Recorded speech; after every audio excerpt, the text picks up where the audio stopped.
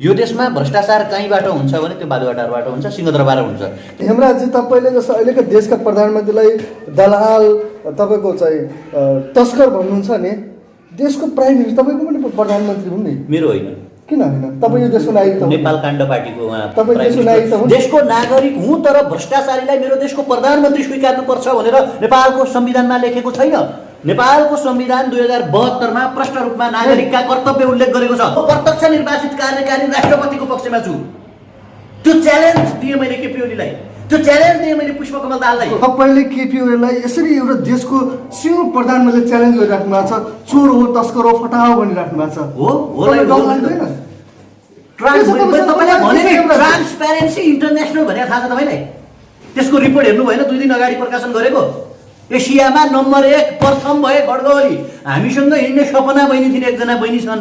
उनले चाहिँ तपाईँको चाहिँ बीबीसीको संसारका टप 100 वुमेनभित्र उनले आफ्नो नाम दर्ज गरिन्। नेपालका प्रधानमन्त्री बालुवाटारभित्र बसेर जनताले तिरेको करबाट उपचार गराउने, अनि शीतल निवासमा बस्ने महारानीले चाहिँ कार्पेट दिने, 4-4वटा हेलिकप्टर चार्टर गरेर के लिएर चाहिँ तपाईँको चाहिँ बर्थडे बनाउने, कोरोनाको दसर भखाने यति र ओम्नीलाई चाहिँ तपाईँको चाहिँ काखी च्याप्ने, निर्मला पन्तका बलात्कारीलाई बालुवाटारमा लुकाउने, होइन, बालुवाटारको जग्गा तस्कर दलाल माफियालाई चाहिँ मन्त्री बनाउने, अनि कुलमान घिसिङ र गोविन्द केसीका माग पुरा नगर्ने प्रधानमन्त्रीलाई मैले चाहिँ मेरो देशको प्रधानमन्त्री मान्न आवश्यक छैन। संसारभरिको भ्रष्टाचारको तथ्याङ्क र वेज हेर्ने एउटा चाहिँ अन्तर्राष्ट्रिय जुन निकाय छ, त्यो निकायले नेपाल एसियाको नम्बर 1 भ्रष्ट राष्ट्र हो र त्यसलाई संरक्षण खड्ग ओलीले गरिरहेका छन्। अनि भ्रष्टाचारलाई भ्रष्टाचारी भन्नु, तस्करलाई तस्करी भन्नु चाहिँ के ठुलो कुरा भयो भने हो केपी ओली होइन भने तपाईँको मिडिया मार्फत भन्छु, यदि केपी ओली तस्कर होइन, केपी ओली दलाल होइन, केपी ओली चाहिँ तपाईँको चाहिँ माफिया होइनन्, अनि केपी ओली चाहिँ भ्रष्टाचारी होइनन् भने मलाई कारबाही गरेर देखाउनु पर्यो। त्यो हो भने तपाईँ अदालत किन जानुहुन्न? मुद्दा किन हाल्नुहुन्न? अदालत गोकुल बास्कोटाको केस कहाँ गयो अदालतमा?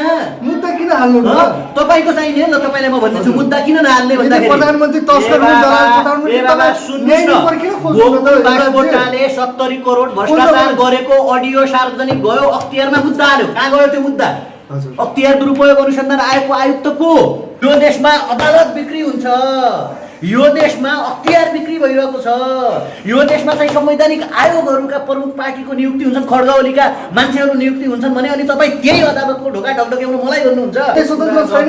कहाँ छ स्वतन्त्र भने? कुन चाहिँ निर्णय स्वतन्त्र तरिकाले भएका छन्? वामदेव गौतमको राष्ट्रिय सभामा लैजाने निर्णय तपाईँले हेर्नु भएन? त्यो स्वतन्त्र निर्णय हो भने सरकारले के गरिरहेको छ भने न्यायालयमाथि पनि हस्तक्षेप गरिरहेको छ। हेमराजी भनिदिनुहोस्, अहिलेका प्रधान निर्देशक कुन पार्टीका नेता हुन्? कुन पार्टीको हुन् के हुन् कुरा छोडिदिनुहोस् कि अब कसले जसले सरकारको पक्षमा निर्णय गर्छ त्यही पार्टीको होला नि। के पनि युवाहरू हेरिराख्नु भएको छ, होइन, हामीलाई हेरिराख्नु भएको छ नि। उहाँहरू सबैलाई सोध्नुहोस्, उहाँले केपी ओली जिन्दाबाद कतिजनाले तपाईँको कमेन्टमा लेख्छन्, हामी हेर्छौँ ल।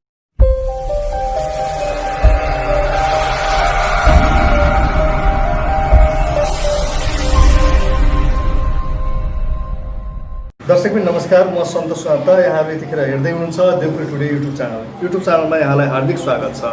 दर्शकबिन, सदा चाहिँ आज पनि हामी फरक विषयवस्तु र फरक विचारसहित आएका छौँ।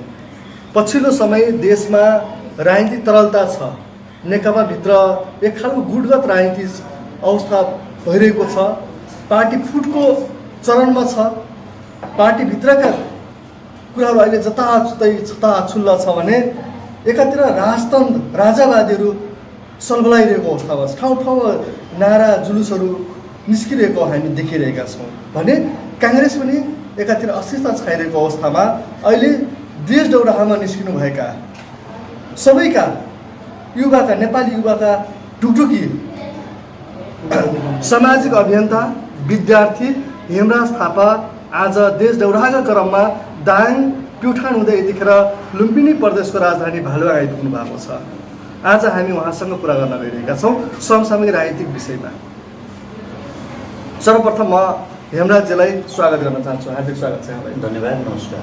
सर्वप्रथम यहाँले आफ्नो पुरा परिचय दिनुहोस् न। म हेमराज थापा त्रिभुवन विश्वविद्यालयमा पढ्छु। लोकप्रिय नै हुनुहुन्छ सबैले, होइन? देश विदेशमा हजुरलाई धेरै युवाहरूको ढुकी पनि हुन्छ, मन पनि बढाउनुहुन्छ। अहिले पछिल्लो समय नेकपाभित्रको फुटको एउटा सङ्घार छ, त्यो भित्रको चाहिँ एउटा विवादहरू छत्ता अछुल्लाहरू आइरहेको छ। भने राजावादीहरू पनि ठाउँ ठाउँमा आफ्नो अब देशमा अब राजतन्त्र चाहिन्छ, राजा चाहिन्छन् विकल्प खोजिरहेको बेला अहिले सबैको प्यारा युवाको ढुकढुकी हेमराज थापा चाहिँ देश दौडाहामा निस्किनु भएको छ, किन होला? यस्तो छ, यो देश दौडाहा भन्दा पनि हामी देशैभरिको युवाहरूसँग अन्तर्क्रिया गरिरहेका छौँ। देशैभरिको युथहरूसँग हामी छलफल गरिरहेका छौँ। युवाहरू के चाहन्छन्? देशका युवाहरू आफ्नो देशको राजनैतिक सिस्टम पोलिटिकललाई कसरी एनालाइसिस गरिरहेका छन्, देशको नेताहरूको बारेमा के सोध्छन्, युवाहरूको चाहना के छ, हामी त्यो बुझिरहेका छौँ। र अर्कोतर्फ तपाईँले भने जस्तै नेकपा फुटको अन्तिम अवस्थामा छ भन्नुभयो। मैले बारम्बार नेपालको जति पनि मिडियाहरूसँग म अन्तर्क्रिया गर्ने गर्छु, कुरा राख्ने गर्छु र म आफ्नो व्यक्तिगत धारणा पनि सार्वजनिक गर्दाखेरि नेपालको विकास गर्नका लागि, तपाईँको चाहिँ नेपाललाई निकास दिनका लागि, राजनीतिक स्थिरताका लागि र दर्शन बचाउनका लागि विशेषतया उनले आफूलाई कम्युनिस्ट पार्टीको रूपमा चित्रित गरेको छ। त्यो कम्युनिस्ट फिलोसफीमा रहेर काम गर्नका लागि त्यो पार्टीको एकीकरण भएकै थिएन। प्रचण्ड र खड्ग ओलीको दुईवटा आपसी स्वार्थहरू थिए। एकातिर बाबुराम भट्टराईको भनौँ न बाबुराम भट्टराई र प्रचण्ड बिचको जुन विभाजन थियो त्यसले अतालिएका थिए प्रचण्ड र उनलाई जसरी पनि सेभ ल्यान्डिङ हुनु थियो। अर्कोतर्फ नाकाबन्दीको बेला आफ्नो नक्कली राष्ट्रवाद देखाएर हिरो, नक्कली फेक हिरो बनिरहेका थिए खड्ग ओली। र यी दुईवटा कुख्यात पात्रहरू जो छन् यिनीहरू दुईटै आपराधिक मनोविज्ञान र आपराधिक मनोक्रियाकलापमा आधारित पात्रहरू हुन् र यिनीहरू दुईजनालाई चाहिँ जसरी पनि आफ्नो साथ जोगाउनु थियो। त्यसकारण यो पार्टी एक भएको थियो, मिलेको थियो र उनीहरूले चुनावी समीकरण गरेका थिए। र अर्कोतर्फ तपाईँ अहिले केही थान मान्छेहरू सडकमा हल्लाखल्ला गरिरहेका छन्, हर्न बजाइरहेका छन्, जुन कुरा तपाईँ भनिराख्नु भएको छ, यसको लोकतान्त्रिक व्यवस्था हामीले ल्यायौँ र यो व्यवस्था मार्फत मुलुक सञ्चालन गरिरहेका छौँ भन्नेहरूले लोकतान्त्रिक व्यवस्थाका गलत पाटाहरू के कुरा उनीहरूले गल्ती गरे र प्रेत आत्माहरू अहिले सडकमा भट्किरहेका छन् भन्ने कुराको एनालाइसिस गर्नुपर्छ। र तपाईँलाई म प्रष्ट रूपमा भनिदिउँ, नेपालको होइन कि संसारको कुनै पनि मान्छे, संसारको कुनै पनि युथ र समय के हुन्छ भने रिभोल्युसनरी तरिकाले, क्रम विकासगत तरिकाले अगाडि बढ्दछ। मानिलिउँ 10 कक्षा पास भएपछि तपाईँ हामी सबैजनाले 11 पढ्नुपर्छ। 11 कक्षामा ब्याक लाग्यो भने तपाईँको चाहिँ नि त्यो विषयमा ट्युसन पढेर पास हुने कुरा हो। 11 कक्षामा ब्याक लाग्यो, अब चाहिँ यहाँ चाहिँ ठिक भएन, म चाहिँ फर्केर 10 कक्षामा गएर बस्छु कसैले भन्छ भने त्यो विज्ञानभन्दा अपोजिट, समयभन्दा अपोजिट जाने कुरा हो। र जति पनि मान्छेहरू अहिले तपाईँले भने जस्तै जुन तन्त्र, जुन बातको कुरा गर्दै हुनुहुन्छ त्यो चिहान भइसकेको तन्त्र हो।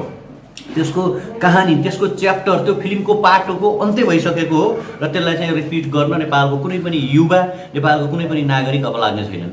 हेमराजजी, जनताले त 2/3 बहुमतको सरकार अहिले दिएको छ नि, बहुमतको सरकार बनेको छ, केपी ओली नेतृत्वको सरकार। यो सरकारलाई तपाईँले डिबेट किन गरिराख्नु भएको छ? यो सरकार किन असफल भइराख्नु भएको छ? कहाँनिर सरकार असफल छ? यो सरकार सफल छ। कुनै 5वटा आधार भनिदिनुहोस् न। नम्बर 1 यो गर्यो, नम्बर 2 यो गर्यो, नम्बर 3 यो गर्यो, नम्बर 4 यो गर्यो, नम्बर 5 यो गर्यो भनेर कुन चाहिँ माइकालालले आज भन्न सक्छ कि? आज लिपुलेख, लिम्पियाधुरा र कालापानीहरू बेचिएका छन् भन्सारबाट। वर्तमान सरकारले त तपाईँको भारतसँग जुन भारतले कब्जा गरिरहेको नक्सा त सार्वजनिक गर्यो नि, नक्सा त ल्यायो नि। अहिलेसम्मको प्रधानमन्त्री हिम्मत राखेका थिएन नि, अनि कहाँनिर तपाईँले असफल भनिराख्नु भएको छ सरकारलाई?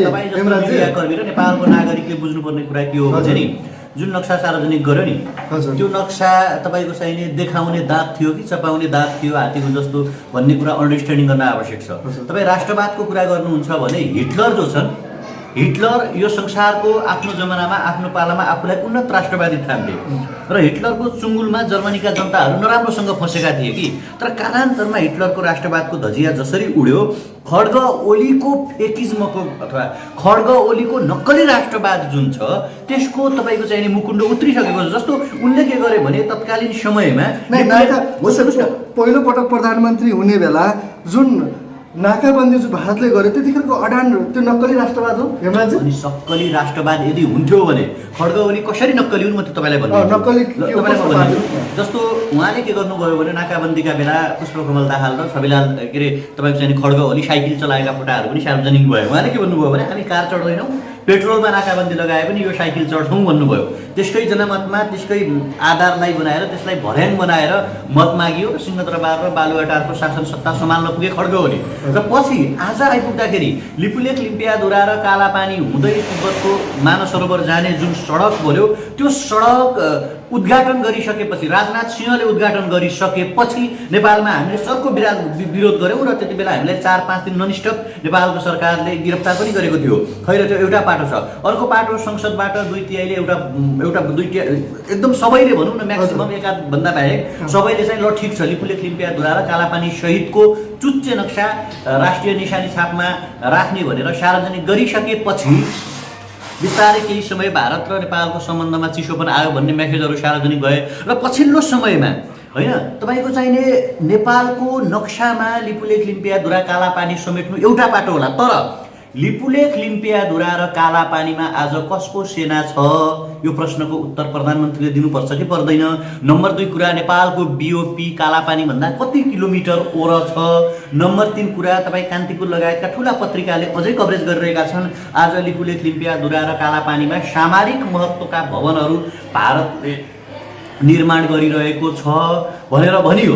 यो भनिसकेपछि तपाईँको आज पनि भारतीय सेना त्यहाँ छन्, भारतले आफ्ना भवनहरू बनाइरहेको छ र नेपालको प्रधानमन्त्रीले तपाईँको चाहिने समन्त कुमार गोयल भारतीय जासु रिसर्च एन्ड एनालाइसिस विङ्सको प्रमुख नेपाल आइसकेपछि त्यसको दोस्रो तेस्रो दिनपछि नेपालको दसैँ तिहार र छठलाई शुभकामना सन्देश व्यक्त गर्दाखेरि उहाँले त्यो चुच्चो गाई गर्नुभयो।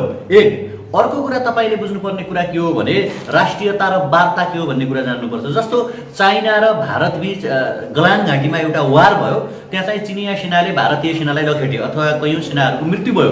त्यसपछि रिसेन्टली भारत र चीन बीच के भयो भने वार्ता बस्यो। तर लिपुलेख लिम्पियाधुरा र कालापानी नेपालको निशाना छापमा राखिसकेपछि, नेपालको नक्सामा समावेश गरिसकेपछि नेपालको तर्फबाट कतिवटा कूटनैतिक नोट भारततर्फ जारी भए अथवा नेपालको विदेश मन्त्रालयले, फरेन पोलिसी मेकरहरूले वा कूटनीतिक नियोगका प्रमुखहरूले वा प्रधानमन्त्री तहबाट भारतीय त्यो लेभलका मान्छेसँग छलफल गरियो कि गरिएन त्यो नक्सा त्यो जमिन फिर्ता ल्याउनका लागि कतिचोटि वार्ता भयो। नेपालले पठाएका कूटनैतिक नोटको जवाफ भारतले कसरी दियो वा त्यो भएन भने अन्तर्राष्ट्रिय अदालत युएन लगायतका क्षेत्रमा मुद्दा दर्ता गर्दाखेरि त्यो प्रोसेसमा केपी ओली लागे कि लागेनन् एउटा कुरा रह्यो। र यो कुनै पनि कुरा तपाईँको चाहिँ देखिएन। झन् केपी ओलीको सत्ता मेरो त धरापमा पर्छ भनेर उनले यामयाम नरबाडेर तपाईँको चाहिँ समन्त कुमार गोयलहरू मार्फत, आरएसएस मार्फत, तपाईँको चाहिँ अर्को कुनै मार्फत चाहिँ प्रधानमन्त्री नरेन्द्र मोदीसँग उनी सम्बन्ध सुधार्नतर्फ लाग्दाखेरि के देखिन्छ भने उनको त्यो राष्ट्रवाद यति हो, उनको राष्ट्रवाद नक्कली थियो।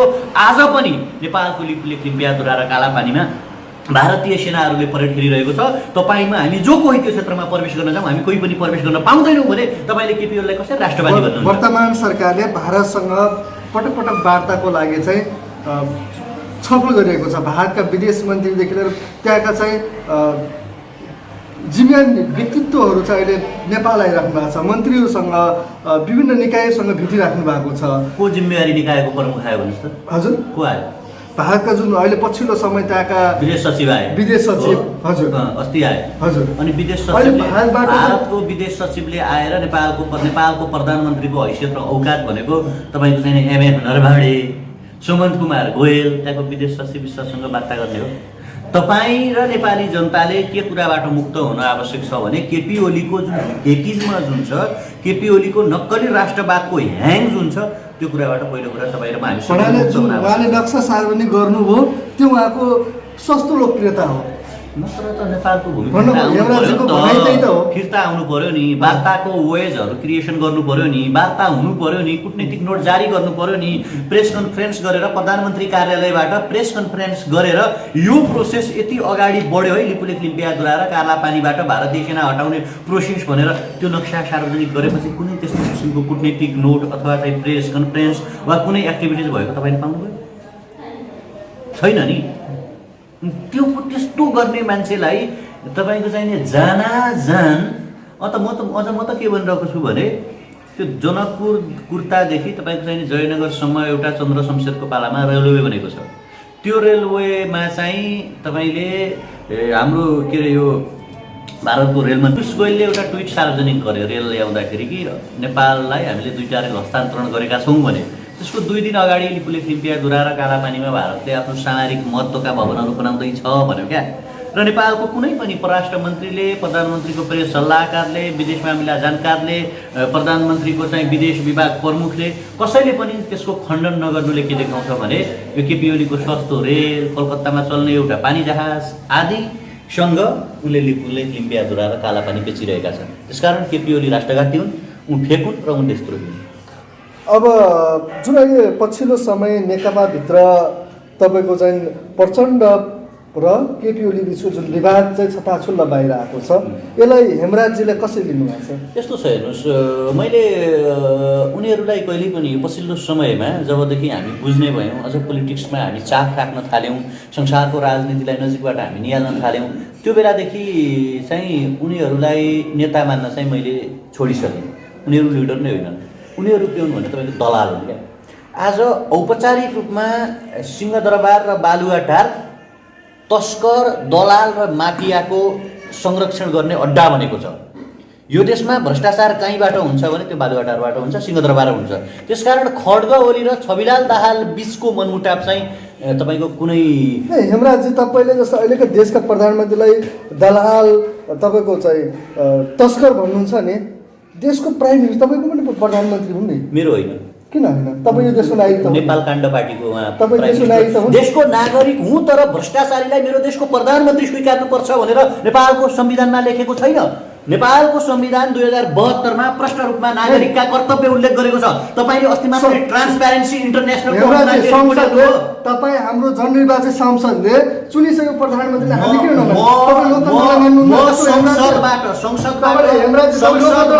चुन्ने प्रधानमन्त्री मान्ने पक्षमै छैन भने क्या। म प्रत्यक्ष निर्वाचित कार्यकारी राष्ट्रपतिको पक्षमा छु।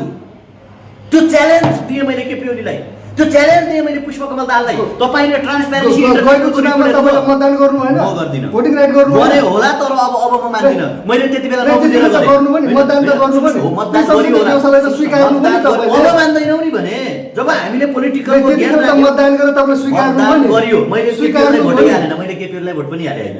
ल नै जसलाई भोट हाल्यो भने तपाईँ भोटिङ राइट त गर्नु हो, आफ्नो भोटिङ राइट प्रयोग गरियो होला। हजुर, वा जानेर गरियो वा नजानेर गरियो। तपाईँले त्यति त्यो व्यवस्था तपाईँले गलत थियो भने किन भोटिङ राइट गर्नु? तपाईँ बच्चामा गट्टु लाउनुहुन्थ्यो, अहिले पनि गट्टु लगाएर हिँड्नुहुन्छ? बच्चामा नाच्दै हिँड्नुहुन्थ्यो, अहिले भनेपछि तपाईँ अन्जानमा भोट हाल्नुभयो होइन? हो, सुन्नुहोस्, नेपालको धेरै मान्छेले अन्जानमा भोट हालेका छन् क्या। एक गिलास रक्सीमा, एक प्लेट मासुमा, एउटा रोजगारी लगाइदिने नाउँमा, मेरो पल्ला घरको काका चाहिँ के अरे मेरो नेकपाको उम्मेदवार छ, कङ्ग्रेसको उम्मेदवार छ, अर्को पार्टीको उम्मेदवार छ भन्ने बहानामा भोट हालेका छन् यहाँ। अनि त्यस्तो गरी भोट हालेर तपाईँको चाहिँ छलेर ढाँटेर तपाईँले केपी ओलीलाई यसरी एउटा देशको सिङ्गो प्रधानमन्त्रीले च्यालेन्ज गरिराख्नु भएको छ, चोर हो, तस्कर हो, फटाहो भनिराख्नु भएको छ। ट्रान्सप्यारेन्सी इन्टरनेसनल भनेर थाहा छ तपाईँलाई? त्यसको रिपोर्ट हेर्नु भएन? 2 दिन अगाडि प्रकाशन गरेको। एसियामा नम्बर 1 प्रथम भए खड्ग ओली। हामीसँग हिँड्ने सपना बहिनी थिइन्, एकजना बहिनी छन्।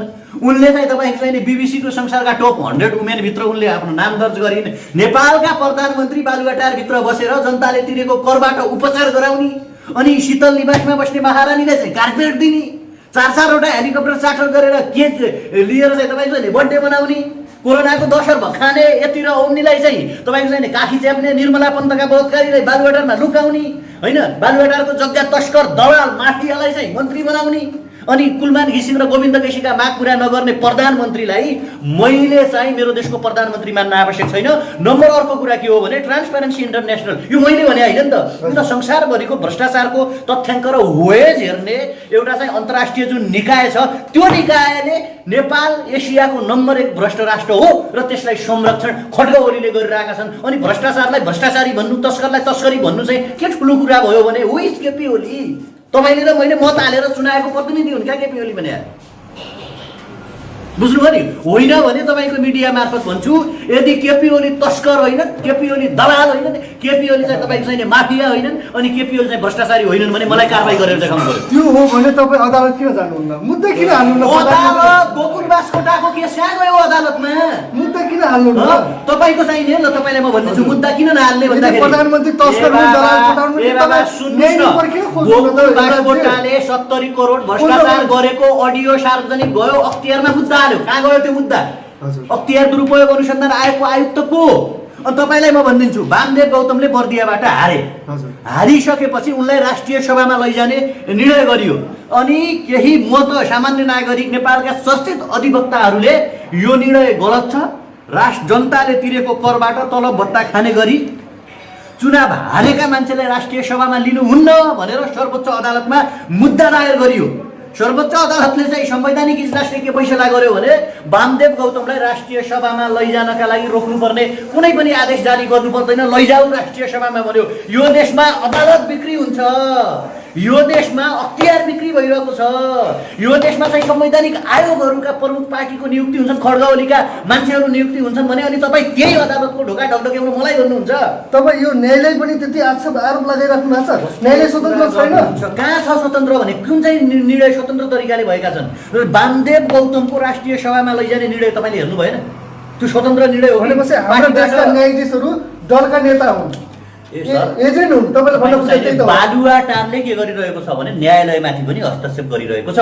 त्यसो भए हेमराजजी भनिदिनुहोस्, अहिलेका प्रधान न्यायाधीश कुन पार्टीका नेता हुन्? कुन पार्टीको हुन् के हुन् कुरा छोडिदिनुहोस् कि अब कसले जसले सरकारको पक्षमा निर्णय गर्छ त्यही पार्टीको होला नि, त्यति कुरा नि बुझ्नुहुन्न तपाईँ? नेकपा हुनुहुन्छ होला। मैले सुन्नुहोस् न, चोलेन्द्र शमशेर जबरा मैले नेकपाको हुन् भनेर भनेको छैन, तर मैले के भने नेपालका अदालतहरू पनि स्वतन्त्र छैनन् होइन। अदालतलाई मैले मेरो अस्तिका अभिव्यक्तिहरू तपाईँ हेर्नुहोला, जब मान्छेले सबैतिरबाट सत्ताबाट पेलिन्छ, जब मान्छे चाहिँ तपाईँको चाहिने अर्को कुनै क्षेत्रबाट पीडा भोग्छ, तब उसले भनेको न्यायालयको ढोका ढकढक्याउने हो, जहाँ जनताले यत्रो लाखौँ मान्छेले चाहिँ चुनावमा हारेका मान्छेलाई राष्ट्रिय सभामा नलैजाऊ भन्ने मुद्दा हाल्दा लैजाऊ भन्छ भने त्यो अदालतप्रति पनि नेपालको जनताले विश्वास गर्न सक्दैनन् क्या। अब हेमराजी, तपाईँले देशको प्रधानमन्त्रीले सिङ्गो त्यत्रो आरोप लगाइरहँदा यो विषयमा त जनता चुप लागेर बसेका छन्। आवाज सामाजिक सञ्जालमा प्रधानमन्त्रीले गरे आन्दोलन एकल आरोप हो नि त, एकल आरोप हो। जति पनि युवाहरू हेरिराख्नु भएको छ होइन, हामीलाई हेरिराख्नु भएको छ नि, उहाँहरू सबैलाई सोध्नुहोस्, उहाँले केपी ओली जिन्दाबाद कतिजनाले तपाईँको कमेन्टमा लेख्छन्, हामी हेर्छौँ ल। बुझ्नुभयो नि? अर्को कुरा, प्रधानमन्त्रीले गर्ने सम्बोधन केपी ओलीको विरुद्ध मैले नारा लाग्न पर्छ, सडकमा आन्दोलन उत्रिनु पर्ने किन लाग्दैन? अहिले पछिल्लो समयमा राजाको पक्षमा आन्दोलन उठिरहँदा भनिरहेका छौँ भने यो भनेको केपी ओली पहिला 14 वर्ष जेल बसे जस्तो हुँदैन। संसारको प्लेटफर्म चेन्ज भइरहेको छ, पोलिटिकल वेजहरू चेन्ज भइरहेका छन्, पोलिटिकल स्ट्राटेजीहरू चेन्ज भइरहेका छन्, आन्दोलनका स्वरूपहरू चेन्ज भइरहेका छन्। आज प्रधानमन्त्रीले सम्बोधन गर्ने हरेक तपाईँका चाहिने कार्यक्रमहरूको तल कमेन्ट हेर्नुहोस् न, प्रधानमन्त्रीले खाने गाली, कुलमान घिसिङलाई विद्युत प्राधिकरणमा नियुक्ति गर भने नेपालको सबै म्याक्सिममले भन्यो होला 4-5 जना, यिनीहरूको झोले 2-4 जना भन्दा बाहेक, तर उनले जनताको कुरा सुनेनन्। त्यो कुरामा पनि जनता रुष्ट छन्। अब सबै जनता चाहिँ तपाईँको चाहिँ माइतीघर मण्डलामै जानुपर्ने, यहाँ भालुवामै आउनुपर्छ भन्ने छ। आगामी चुनावमा देखाइदिन्छन् नि जनताले, केपी ओली झापाबाट हार्छन्। अब त्यसो भए अहिलेको देशको जो प्रधानमन्त्री हुनुहुन्छ केपी ओली, प्रचण्ड जो नेतृत्व हुनुहुन्छ, ठुलो दल छ, शक्ति छ, अब योबाट निकास निस्किन देशले निकास पाउँदैन। यिनीहरूले जति गरे नि युवा अवस्थामा त्यो ठिक्कै छ। लोकतन्त्र ल्याइदिए, लोकतन्त्रका लागि लडे। मेरो आग्रह के हो भने अब उहाँहरूले रेस्ट गर्नु पर्यो।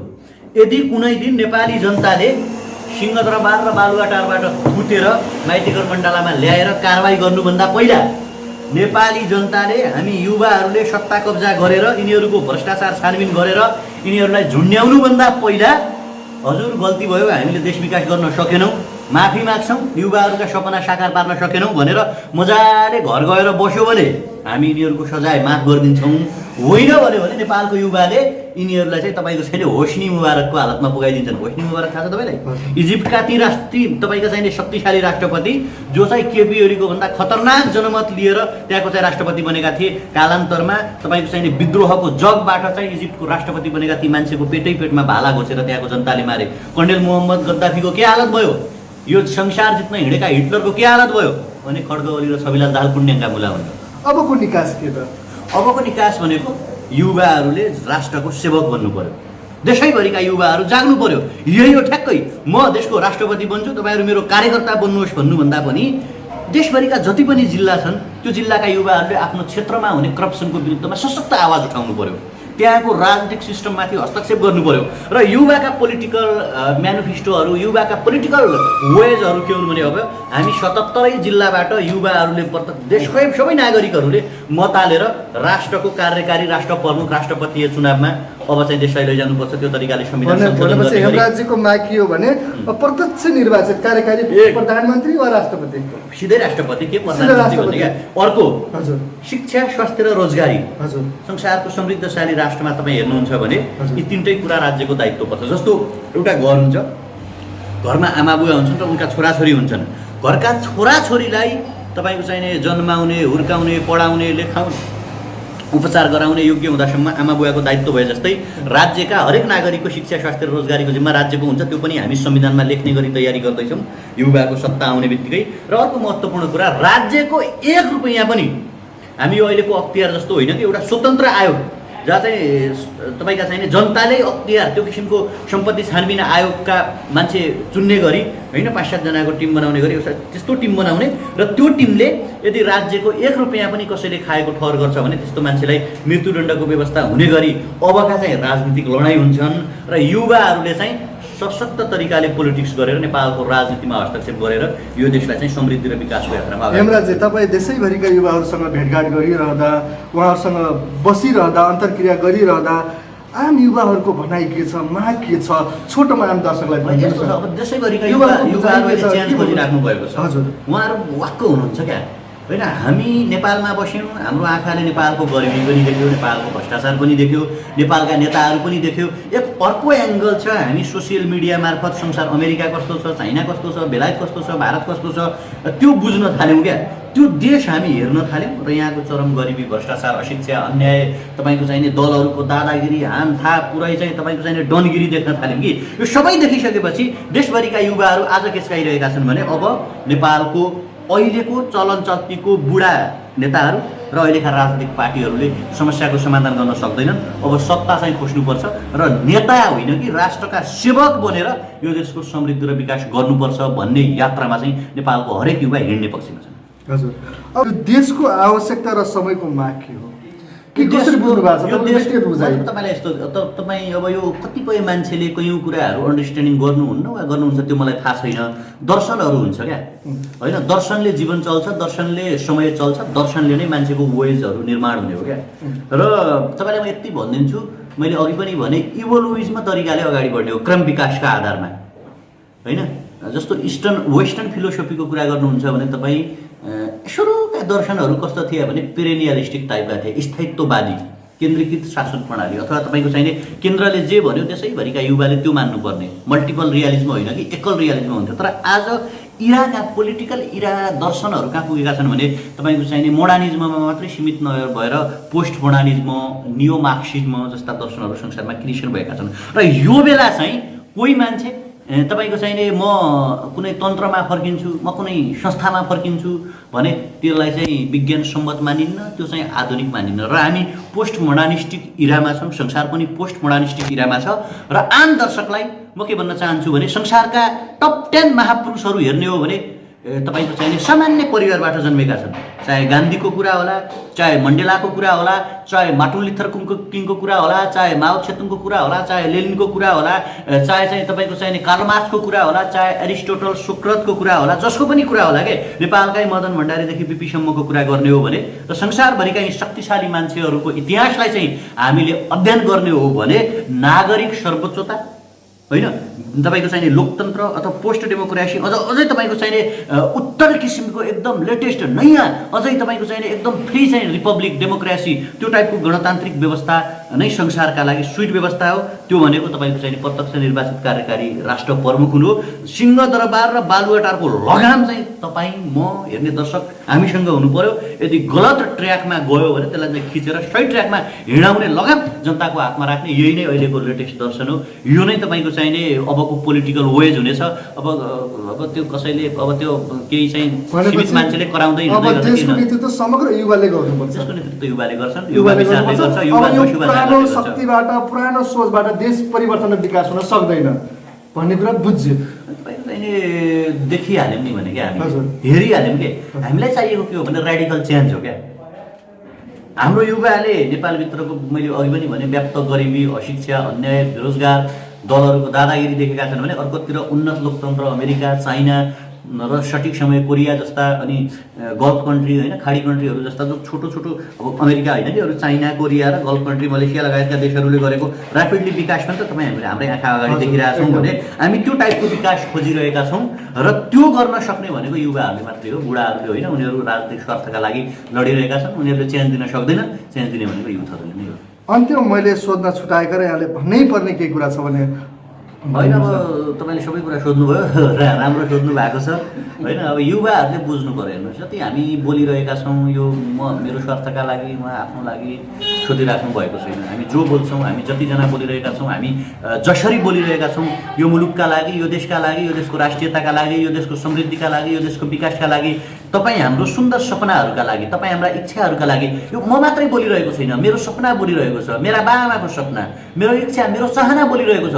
तपाईँ जे सोच्नुहुन्छ त्यो आफू सोच्नुहुन्न क्या। तपाईँ जे सोच्नुहुन्छ नि तपाईँ आफ्ना लागि मात्रै सोच्नुहुन्न नि, आफ्नो छोराछोरीका लागि सोच्नुहुन्छ, आमा बुवाका लागि सोच्नुहुन्छ, पारिवारिक मान्छेहरूका लागि सोच्नुहुन्छ भने तपाईँ र हामीभन्दा माथि उठेर हाम्रो देशका लागि, हाम्रो फ्युचरका लागि र यो देशको समृद्धि र विकासका लागि सोच्न आवश्यक छ। त्यसका लागि तपाईँ, म, हामी जति पनि छौँ हामीले हाम्रा व्यक्तिगत स्वार्थहरूलाई त्यागेर यो देशको राष्ट्रियतालाई बलियो बनाउनका लागि, हाम्रै जीवनकालमा, हाम्रो बाँकी जीवनका लागि र हाम्रो अपकमिङ जेनेरेसन, हाम्रो जन्मिने पुस्ताका लागि चाहिँ, पुस्ताको सुन्दर भविष्यका लागि यो जन्मिने बित्तिकै चाहिँ अहिले त के भएको छ भने तपाईँको छैन, नेपाल भनेको, नेपालका आमाहरू भनेको, आमाका कोखहरू भनेको विदेशीहरूले भाडामा लिदियो जस्तो क्या। आई मिन्स मलेसिया खाडी कन्ट्री जति पनि देशहरू छन् नि उनीहरूले यो भने जस्तो कि मानौ तपाईँ बच्चा जन्माइदिनुहोस् नेपाली आमाहरू होइन, तपाईँ मजाले बच्चा जन्माएर हुर्काएर 17-18 वर्षको बनाइदिनुहोस् अनि त्यसपछि भट्टाभट भिसा ल्याएर हामी कामदारको रूपमा यहाँ भित्र्याउँछौँ, तिनीहरू सबलाई यहाँ भित्र्याउँछौँ भने जस्तो त्यस्तो त्यो हाम्रा आमाका कोखहरू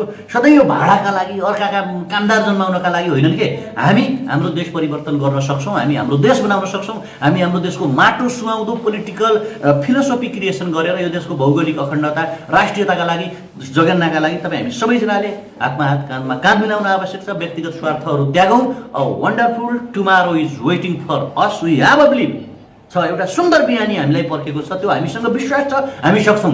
धन्यवाद, नमस्कार। धन्यवाद यहाँको समय, संवाद र विचारका लागि। दर्शक पनि यतिखेर हामी कुरा गऱ्यौँ सामाजिक अभियन्ता, नेपाली युवाका ढुढुकी, मुटुको टुक्रा भन्नुपर्छ हेमराज थापा। उहाँले अहिलेको जुन वर्तमान राजनीतिक अवस्थामा फरक विचार राखेर अब देशको नेतृत्व यो पुस्ताबाट, यो शक्तिबाट हुँदैन, अब युवाले गर्नुपर्छ भन्ने विचारका साथ देशैभरि आफ्नो अभियान चलाइराख्नु भएको छ। उहाँको अभियानलाई हामी शुभकामना दिँदै यहाँले यो भिडियो हेरिसकेपछि यहाँलाई कस्तो लाग्छ लाइक, कमेन्ट, सेयर र हाम्रो च्यानललाई सब्सक्राइब गर्न नभुल्नुहोला भन्दै म कार्यक्रम प्रस्तुता सन्तोष साप्ता पनि यहाँबाट बिदा हुन्छु। हस्त, नमस्ते।